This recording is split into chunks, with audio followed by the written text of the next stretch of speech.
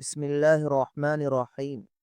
صرف 5 منٹ کا مدرسہ قرآن و حدیث کی روشنی میں 185واں دن 5 رجب المرجب۔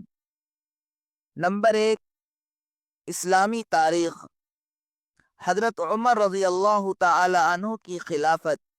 حضرت ابو بکر صدیق رضی اللہ تعالی عنہ کے انتقال کے بعد حضرت عمر فاروق رضی اللہ تعالی عنہ مسلمانوں کے دوسرے خلیفہ بنے۔ آپ رضی اللہ عنہ کے سارے 10 سالہ دور خلافت میں اسلام خوب پھیلا، بڑی بڑی سلطنتیں فتح ہوئی، یہاں تک کہ روم اور فارس جیسی طاقتور سلطنتوں پر اسلام کا پرچم لہرانے لگا، اور مسلمان بڑھتے ہوئے ہندوستان، چین اور یورپ کی سرحدوں تک پہنچ گئے۔ آپ رضی اللہ عنہ کے دور خلافت میں 500 قلعے اور 1036 شہر فتح ہوئے۔ آپ رضی اللہ عنہ کی خلافت کا رقبہ 22.5 لاکھ مربع میل بیان کیا جاتا ہے۔ آپ رضی اللہ عنہ کی فراست و دانائی اور ملکی انتظام اور فتوحات کو دیکھ کر ایک مشہور مستشرق مسٹر جیون کہتا ہے کہ اگر فاروق اعظم رضی اللہ عنہ کی مزید 10 سال خلافت قائم رہتی تو پوری دنیا میں اسلام کے علاوہ کوئی دوسرا مذہب نہیں ہوتا۔ حضرت عمر رضی اللہ عنہ کی خلافت بعد کے حکام اور خلفاء کے لیے ایک مثالی نمونہ ہے۔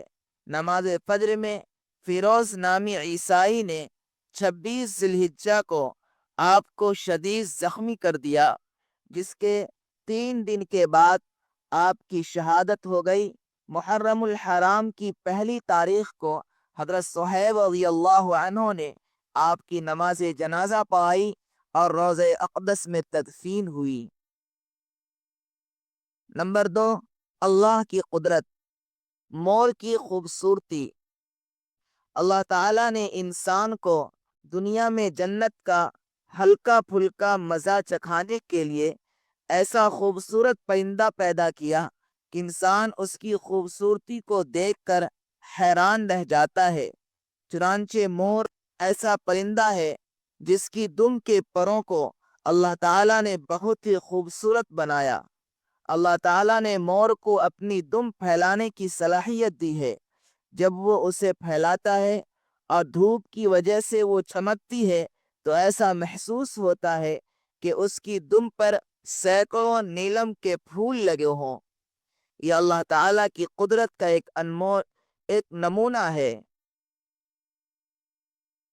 نمبر 3، ایک فرض کے بارے میں۔ صبح کی نماز ادا کرنے پر حفاظت کا ذمہ۔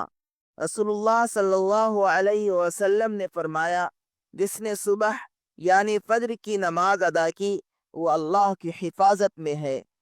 نمبر 4، ایک سنت کے بارے میں۔ ہاتھ پاؤں کی انگلیوں کا خلال کرنا۔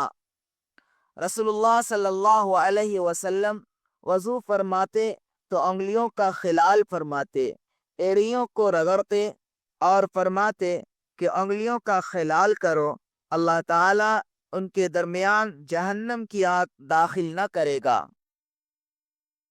نمبر 5، ایک اہم عمل کی فضیلت۔ اللہ کے واسطے محبت کرنا۔ رسول اللہ صلی اللہ علیہ وسلم نے فرمایا، قیامت کے دن عرش الہی کے سایہ میں 7 قسم کے لوگ ہوں گے۔ ان میں وہ لوگ بھی ہوں گے کہ جن کا ملنا جلنا بھی اللہ ہی کی محبت کی وجہ سے ہوتا تھا۔ نمبر 6، ایک گناہ کے بارے میں۔ قرض ادا نہ کرنا۔ رسول اللہ صلی اللہ علیہ وسلم نے فرمایا، کبیرہ گناہ کے بعد سب سے بڑا گناہ جس کو بندہ لے کر اللہ کے ہاں حاضر ہو وہ یہ ہے کہ موت کے وقت آدمی پر قرض ہو اور اس کو پورا کرنے کے لیے مال چھوڑ کر نہ جائے۔ فائدہ: مالدار اگر اپنی زندگی میں قرض ادا نہ کر سکا تو مرتے وقت اپنے ورثہ کو قرض ادا کرنے کی وصیت کر دے، اور جو مالدار نہ ہو تو زندگی ہی میں معافی تلافی کر لے، ورنہ قیامت کے دن نیکیوں میں سے اس کا قرضہ ادا کرنا ہوگا۔ نمبر 7، دنیا کے بارے میں مال کی حالت۔ رسول اللہ صلی اللہ علیہ وسلم نے فرمایا، اس وقت تک قیامت نہیں آئے گی جب تک تمہارے اندر مال کی اتنی کثرت نہ ہو جائے کہ وہ بہنے لگے، یہاں تک کہ مال والے آدمی کو اس بات پر رنج و غم ہوگا کہ اس سے کون صدقہ قبول کرے گا۔ وہ ایک آدمی کو صدقہ کے لیے بلائے گا تو وہ کہہ دے گا کہ مجھے اس کی کوئی ضرورت نہیں۔ نمبر 8، آخرت کے بارے میں جنت میں مہمان نوازی۔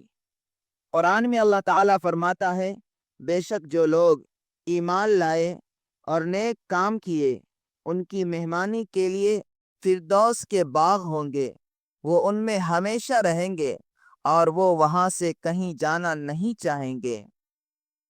نمبر 9، طب نبوی سے علاج، بیماری سے بچنے کی تدبیر۔